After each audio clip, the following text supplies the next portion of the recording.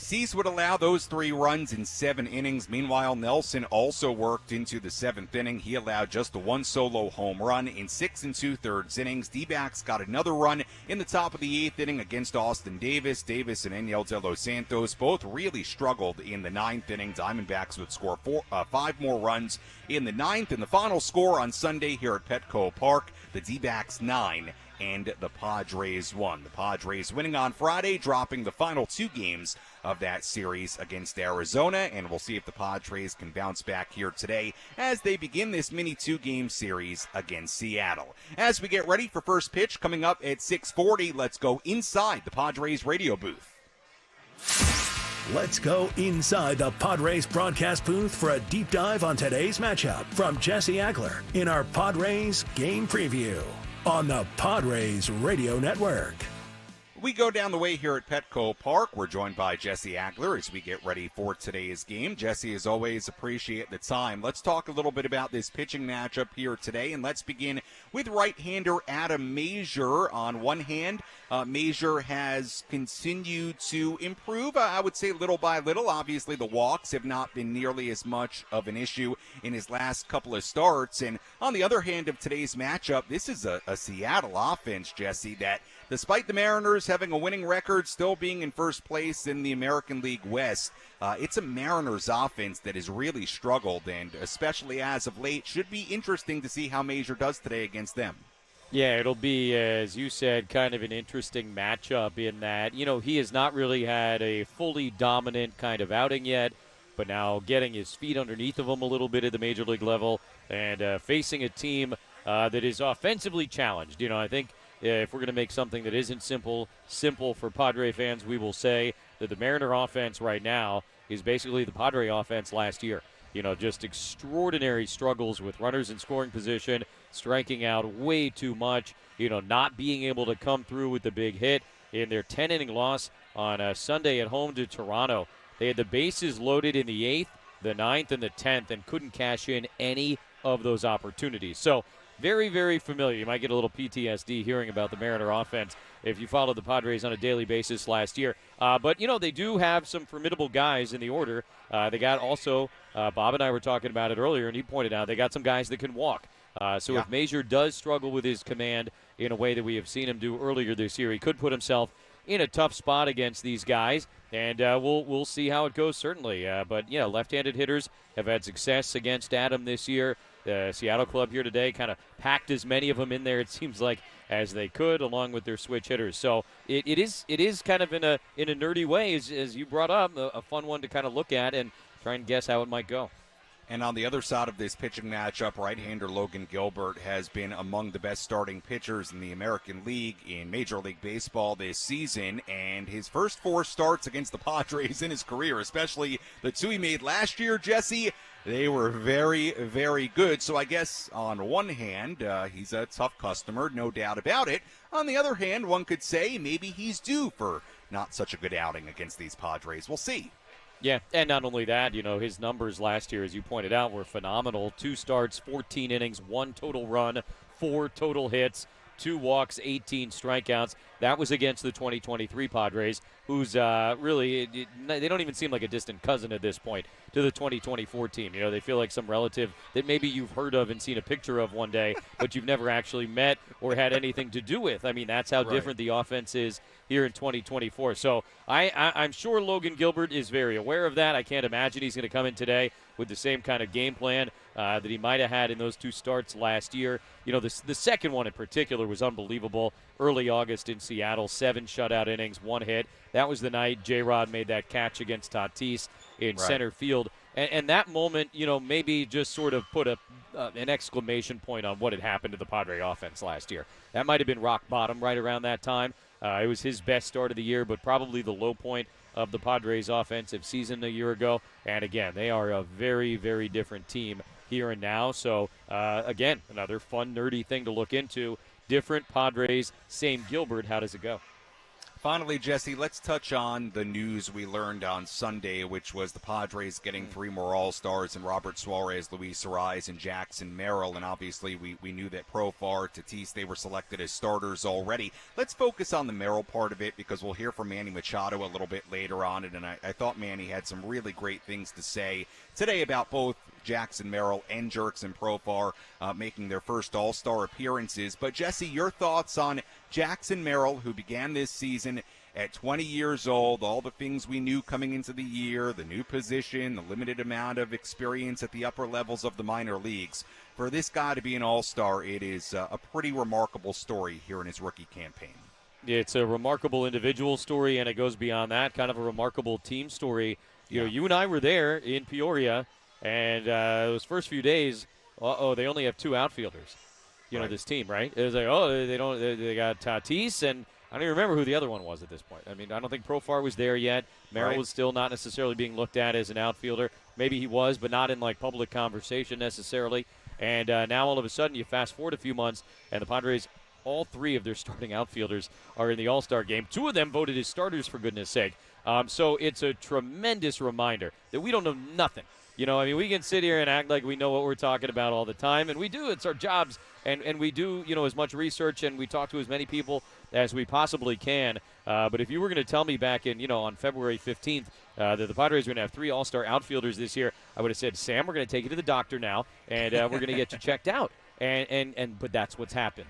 And Jackson's story and Jurickson's story are both incredible for very different reasons. Profar, the story of perseverance and having it finally click, all these years later, and then getting to go back to Texas, of all places, for the All-Star game. And Jackson Merrill, man, literally the youngest Padre ever to go to an All-Star game, the first rookie Padre to ever go to an All-Star game, learning a new position. And I've said it before, I'll say it again, he has exceeded every expectation I ever had of the guy. Not that it's about my expectations necessarily, but, we've seen a lot of hyped young guys around baseball in, our time, whether it was with the Padres or somebody else.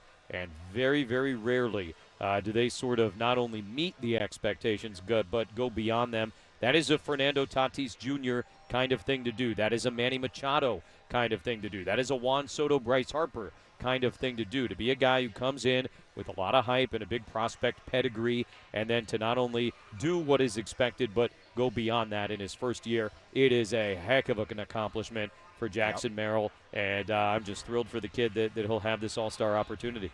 And to your point, I wasn't here when Fernando came up in 2019, and I didn't see that happen. Fernando make the team and then kind of take Petco Park in this city by storm. But I'm just sitting here right now, Jesse. I've got 2 fans with Merrill Madness T-shirts to my left, and to my right I have a Merrill jersey, number 3 on the fan's back. So it's pretty cool to see how it all happens when a homegrown player comes to the major leagues and does what Jackson continues to do. Jesse, as always, appreciate the time. We'll talk to you in Scan coming up at 6:30. Thanks so much. Thank you, Sam. All right, that is Jesse Agler joining us on our EcoWater SoCal Padres pregame show here on the Padres Radio Network as we get ready for today's game. Again, first pitch coming up at 6:40 here in downtown San Diego. Game 1 of this 2-game series between the Padres and the Mariners. And this is a tough matchup tonight, no doubt, for the Padres. Logan Gilbert, and we'll get more into the numbers a little bit later. He has been stellar this season. And over the last couple of years, he has been mighty good against the San Diego Padres. So we'll talk more about that coming up a little bit later. We have a lot to do before first pitch. When we come back, we'll hear from Padres manager Mike Shildt. Like I said earlier, we'll hear from Manny Machado. We'll hear from Xander Bogaerts a little bit later as well as we get ready for tonight's game. More pregame coverage coming up after this on the Padres Radio Network.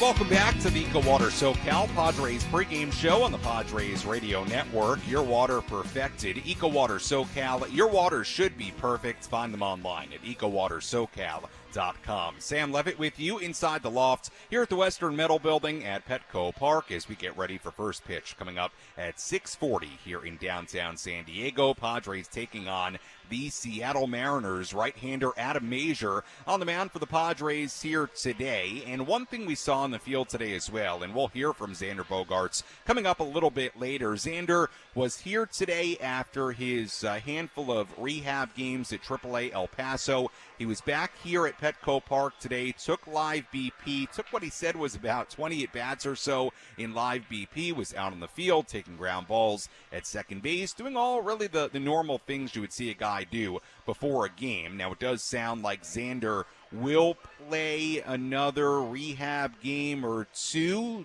this week. We don't have official word on that. Where we can maybe assume, I'm not going to do that, but Xander, it's still going to be at least a couple of days here, but he is nearing a return. There is no doubt about that. So again, we'll hear from Xander Bogaerts coming up a little bit later. We'll also hear from Manny Machado. Let's hear from the Padre manager before today's game. Let's pull up a seat in the manager's office and hear from Padres manager Mike Shildt. Presented by Sinley Food. Spice up your culinary life. When it comes to Adam Mazur today, what improvements have you seen from him, specifically in regards to walks, and then what are your expectations for him today? Yeah, I think really just got back to who he ultimately is. He's been a strike thrower his entire career, even going back to his college days in Iowa. Getting adjusted to what's taking place here and just making quality pitches. So just getting settled in and recognize his tough plays and going to make and look at execute pitches. When it comes to the rotation, what is the value of the off days that you have this week? Yeah, no, I mean, listen, we've been riding pretty hard, with our schedule. We've got a few off days, so it allows guys, most importantly, to maybe get an extra day. And I think that's probably the biggest benefit of the off day. Do you plan to use the off day in any way for the rotation or stay on turn? We'll pretty much stay on turn. We'll announce it here soon. I mean, it's always somewhat fluid, but who you would expect to pitch will likely pitch. You're gonna have a lot of infielders when Xander's back. A lot of guys who are playing really well too. I know it's the proverbial good problem to have, but how do you kind of sort out the playing time in the at bats when Xander's back? Yeah, I mean, it's we need another position. Maybe 5-man infield. We messed around with that with Toddy being on the field, but we got 3 outfielders who are making all-star teams, so we're not going to go that route, obviously. No, we just need to be smart about and communicative with the players and matchups, and there's going to be a real productive player that's not going to be in the lineup to start the game, and then figure out the best spot for them to be used when the situations arise. When AJ Preller is the GM, what are the final few weeks before the trade deadline? What's that like for everybody in the organization, including yourself? I stay out of you stay out of Hurricane's way, right? AJ's a force of nature, and this is his time of year. Draft, trade deadline, this is where he really shines. It's his utopia.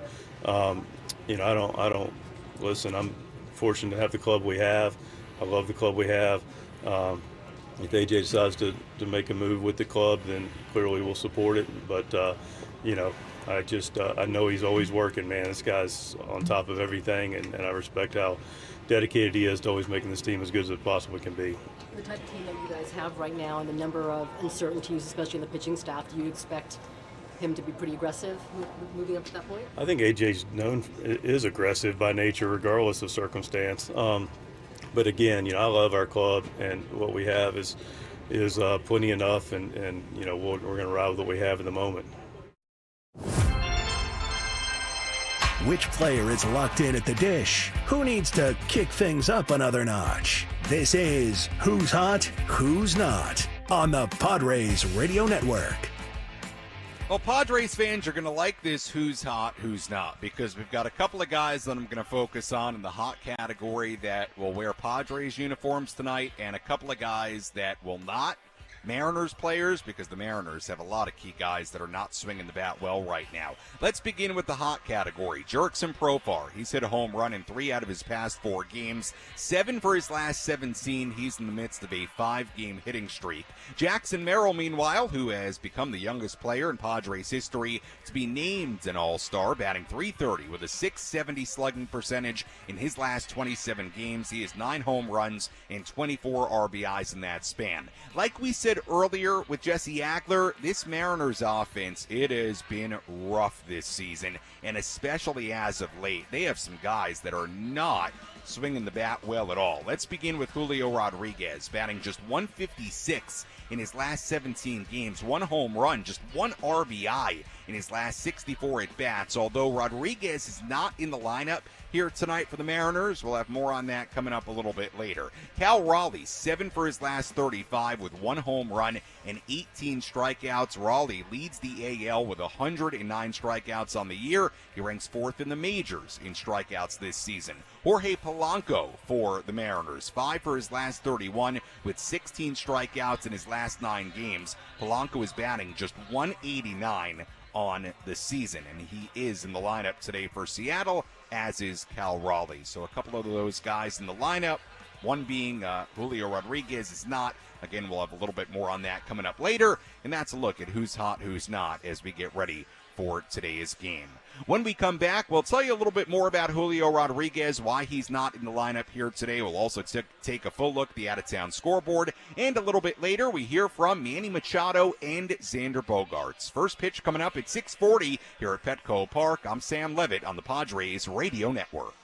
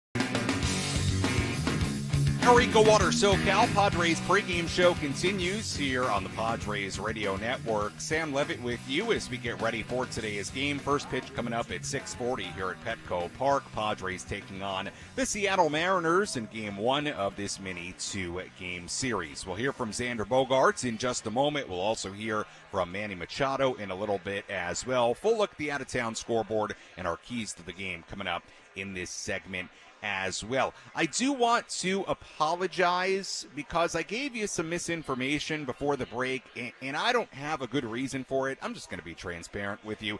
I was looking at this lineup. It's right in front of me for the Mariners, and I told you that Julio Rodriguez was not in the lineup for a second straight day.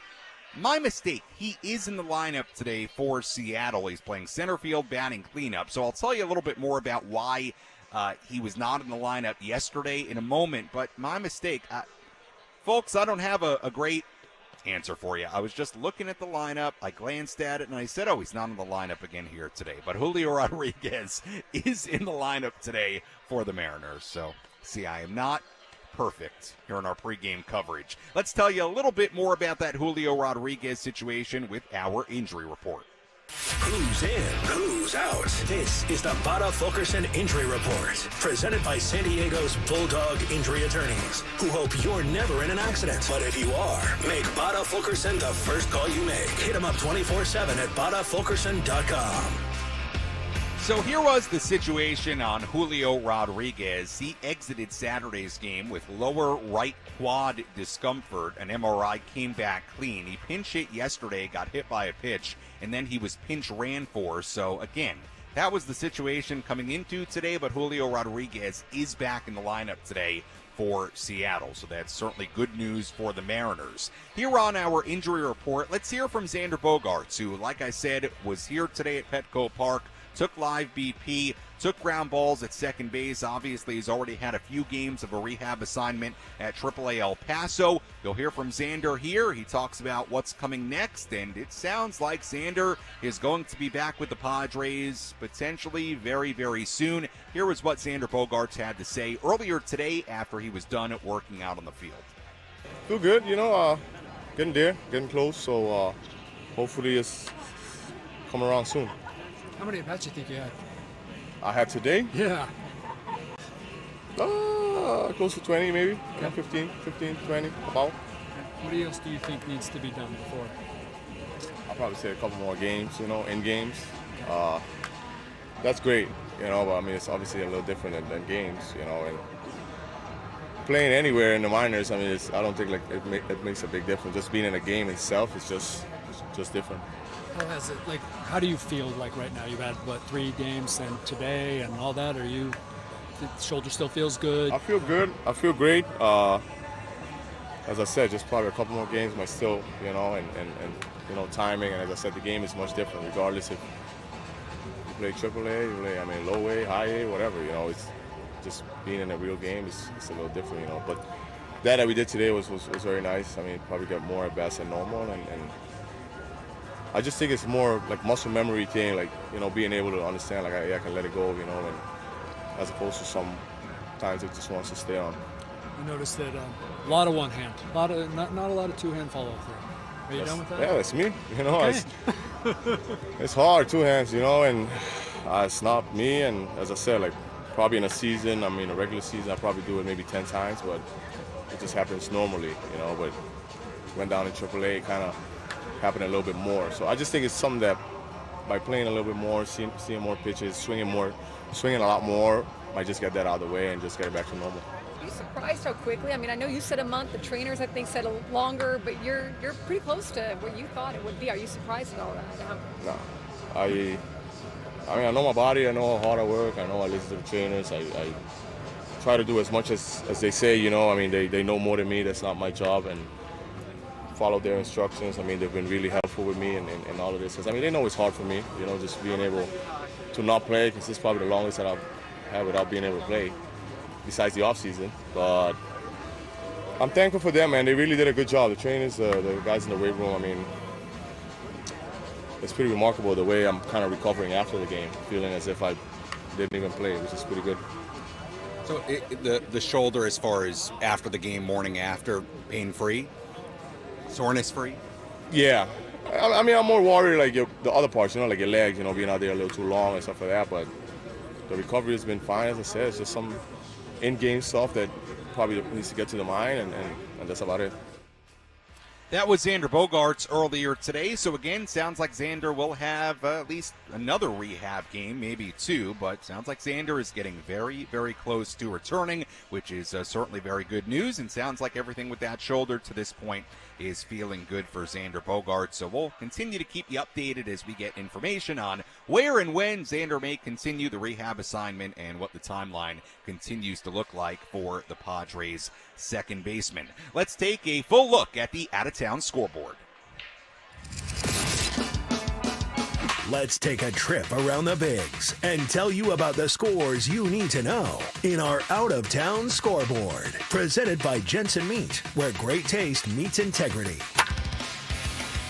We've got a number of games going on right now. The Mets ahead of the Nationals 6-2 in New York in the 8th inning. Cubs 9, Orioles 2 in Baltimore in the 9th inning. Guardians and the Tigers are tied at 7 in Detroit in the 8th inning. Phillies 10, Dodgers 1 in Philadelphia in the 7th. Rays 4, Yankees 3 in Tampa Bay in the 8th inning. Reds lead the Rockies in Cincinnati in the 4th inning, 5-4. Red Sox 11, A's 5 at Fenway Park in the 6th inning. Marlins and Astros tied at 1 in Houston in the 5th. Pirates and the Brewers tied at 2 in Milwaukee in the 4th inning. Games yet to begin. Rangers in Anaheim against the Angels at 6:40. Braves in Arizona at 6:40. Blue Jays in San Francisco against the Giants at 6:45. Royals and the Cardinals, they were postponed today due to rain. They'll make that up tomorrow, and the Twins and the White Sox also postponed due to rain. They will make that up tomorrow as well. And that is a full look at the out-of-town scoreboard on this Tuesday across the major leagues.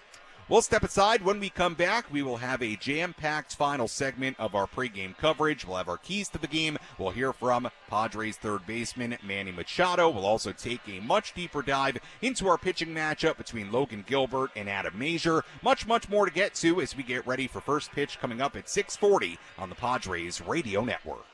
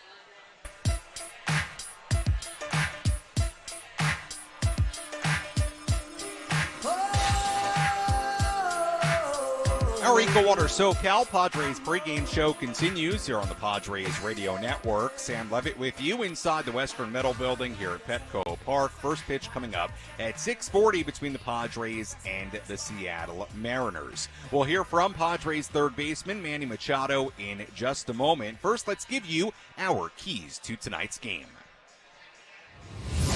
How will the Padres unlock a victory in today's game? These are the keys to the game. Presented by Honor Buick GMC Hummer in National City. Key number one, take advantage of a struggling Mariners offense. The Mariners have lost 12 of their last 17 games. In those 17 games, the Mariners are batting 194 as a team, and they're averaging just a little more than 3 runs per game in that span. They've been even worse with runners in scoring position, a 138 batting average with RISP in their last 87 at-bats in those situations. On Sunday, the Mariners loaded the bases in the 8th, 9th, and 10th innings. They didn't score and lost the game to the Blue Jays. That's how rough it's been for the Seattle offense. The Mariners have also struck out 10 or more times in 12 consecutive games. That's one shy of the Major League record they set last season. The Mariners have struck out 950 times this year. That's 63 more than the next closest team in strikeouts. So this offense has just been really, really not good as of late. Can the Padres take advantage of that both here tonight and tomorrow? That's key number one. Key number two, a better bullpen. The Padres bullpen was not very good over the weekend against Arizona. They gave up 16 runs, 15 earned in just 8 2/3 innings in those 3 games against the Diamondbacks. That was after a road trip where the Padres had a sub-1 ERA as a bullpen in a span of 6 games. So the Padres bullpen in this series against Seattle, they need to bounce back in a big way. And key number 3, Adam Mazur continuing to limit the walks. His first 4 starts, we know the walks were a major issue, 16 walks in 17-plus innings. But in his last 2 starts, he's looked a lot more like the guy he was in the minor leagues, where he was a control guy. He's allowed just 1 walk in his last 11 innings over his last 2 starts. And that's a look at our keys to the game as the Padres take on the Mariners at 6:40. Well, earlier today, inside the Padres clubhouse, Manny Machado spoke with myself and some other media members, and here was what Manny had to say about the Padres All-Stars and more. Manny, to see some of the guys that were selected for the All-Star game, like Jerkson, Jackson, the experience of finding that out inside the clubhouse, what was that like the other day? It's awesome, man. I mean, I think all the hard work that they've been doing, as a team, you see it day in, day out, how much they work. I know they don't want to talk about being All-Stars, but just that moment to, especially Jerkson, it's been 11 years in the big leagues, or 10 years plus in the big leagues, and now to get his first one, which for me the most special thing about that is he's going to Texas, where it all started. I think that's special, man. That's something that he's never going to forget. Obviously, the accomplishment to achieving that is great, but it's awesome to see. And then obviously Jackson's first one, learning a new position. People don't acknowledge how well he's been doing for us on this team. Let alone he's 21 years old, learning a new position at the highest level, and exceeding, by all means. So, I'm glad he got selected, and I think people need to talk about him a little bit more. He's flying under the radar, and I think that's what he likes, honestly. But it's awesome, man. I mean, I think having all these All-Stars going out there and representing, obviously, Suarez as well, going to his first one, what he's been through. I mean, I think, it's a special group of guys, and I know they're going to enjoy it, and, it's definitely a special moment.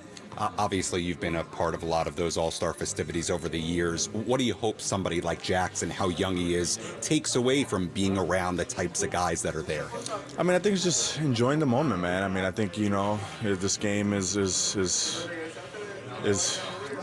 hard, so I think when you can get away for a few days and kind of just enjoy that moment, enjoy being around, other All-Stars around the league, getting to see them in a different scenery and not a competition that you go out there and you compete against these guys. So, it's gonna be fun for them, man. I mean, I think they're gonna enjoy it, by all means, and for them to go together as a group. We have 5 guys going, which is awesome. So, it's always amazing to share that with your teammates and obviously, with your family and friends. Xander getting closer to a return. You guys have been holding it down, but how might that help you guys getting back? I mean, it's going to be huge. I mean, obviously Xander is a big part of this team and this organization. So, having him back healthy, I think is the most important part. But, having him in the lineup is just going to make this lineup even better. So, we just need him healthy and back into the lineup to get us over that little hump that we're in. I know you've been doing your thing out there on the field, but how do you feel? I mean, I would imagine you're still working back and you're still rehabbing. Yeah, just continue to work. I mean, every day I feel better. Some good days, some bad days. But just trying to limit the good days as best as I can and get better. Hopefully, these 4 days off kind of just reset. Kind of hits well, but it's some good days, some bad days. I mean, it's an up and down road, and at this point of the season, I think it's just you just gotta put your head down and go. When AJ Preller is your general manager, what are the final few weeks before the trade deadline like? I don't know. I mean, our objective has always been go out there and play. I think we got to go out there and win games. I think at the end of the day, that's the only thing that matters. We got to put ourselves in a good position to reach our goal, which is to make it to the postseason and get deep into the postseason and hopefully bring a championship to the city. So, that's our only mindset here going into it, and everything else is out of our hands. With how this team has played, though, with all the different injuries you guys have had, do you expect that you guys might be a little bit busy? Honestly, I got rehab, I got weight room, I got gym, I got batting cage. I don't think I need to put anything else on my plate to be thinking about those things, baby. So go out there and play. I think at the end of the day, we gotta, with the group of guys that we have in here, go out there and perform and compete every single night like we've been doing. We've been doing a tremendous job overall. There's still more to go and more to come, but just keep doing that every single night, and that's the most important. What's the one thing Sam Levitt will be keeping his eye on in today's game? This is What to Watch For. Presented by Genesis Home Improvements, San Diego's trusted painting, roofing, and window company. Save 15% today on a new beginning for your home. Visit GenesisHomeImprovementsSD.com. What to watch for in today's game. Can the Padres bounce back here at home? The Padres have lost 2 consecutive home games, and that has been a rarity as of late. The Padres not winning here at home. Since June 7th, no team in baseball has produced more wins at home than the Padres. Their 12-4 record at Petco Park, and that's with the last couple of games, leads the major leagues, while the club's .750 winning percentage is second only to the Astros. So the Padres at home as of late, even despite the last 2 losses on Saturday and Sunday, they have been really good. Can the Padres bounce back today here at home? Can they continue to hit home runs here at home? It's been a major part of their success here. That's what to watch for in today's game. And really, in the final 5 games of the first half through the weekend, can the Padres bounce back, especially here at home? And that's what to watch for in today's game. Let's dive into our pitching matchup between Logan Gilbert and Adam Mazur. Let's take a look at who's on the bump today with our starting pitching preview. Presented by Chimney Sweeps, Inc., San Diego's trusted chimney and fireplace service company for 40 years. Call Chimney Sweeps, Inc. at 1-800-CHIMNEY or book an inspection online at chimneysweepsinc.com. Right-hander Logan Gilbert on the mound for the Mariners. 27-year-old is 5-5 with a 2.91 ERA, 18 starts, 117-plus innings. He struck out 108, walked 24, a 199 opponent batting average. Gilbert has been one of the better starting pitchers in baseball this season. Enters today ranking 3rd in the major leagues in WHIP at .092. His 117-plus innings ranked 3rd in innings pitched across the major leagues. His last start start against the Orioles. 5 innings and a third, 4 runs given up, so it wasn't a great start for Gilbert, but he has certainly been great in his career against San Diego. 4 career starts against the Padres, 3-1, a 1.11 ERA in 24-plus innings. He faced the Padres twice last season.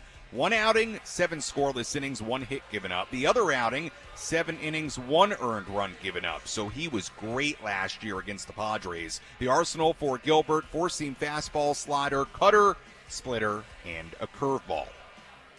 Meanwhile, on the mound for the Padres, right-hander Adam Mazur. The 23-year-old is 1-2, a 7.52 ERA in 6 starts this season, 26-plus innings. He's walked 17 and struck out 15. Last start against the Rangers, 4 innings, 4 earned runs given up, 7 hits. Lefties have really hurt him. Left-handed hitters are batting .385 against him with a .615 slugging percentage in his first 6 major league starts. And the arsenal for Mazur, 4-seam fastball, slider, curveball, changeup, and a sinker. And that's a look at our starting pitching matchup today. Logan Gilbert on the mound for the Mariners and Adam Mazur on the mound for the Padres. Gilbert has been very, very good so far this year. No doubt a tough test for the Padres offense here tonight.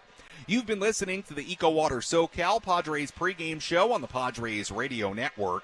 EcoWater SoCal, your water should be perfect. Find them online at EcoWaterSoCal.com. Padres entered today 49-45 despite losing the last couple of games. The Padres still 12-5 in their last 17 games. 5 games now remaining before the All-Star break. Can the Padres begin this stretch on a high note here tonight? We're going to find out. When we come back, Jesse Agler, Bob Scanlon have the full starting lineups, first pitch, and then all the play-by-play. I'll talk to you on our post-game show. You're listening to your home for San Diego Padres baseball, 97.3 The Fan, and the Padres Radio Network. Hey, it's your old pal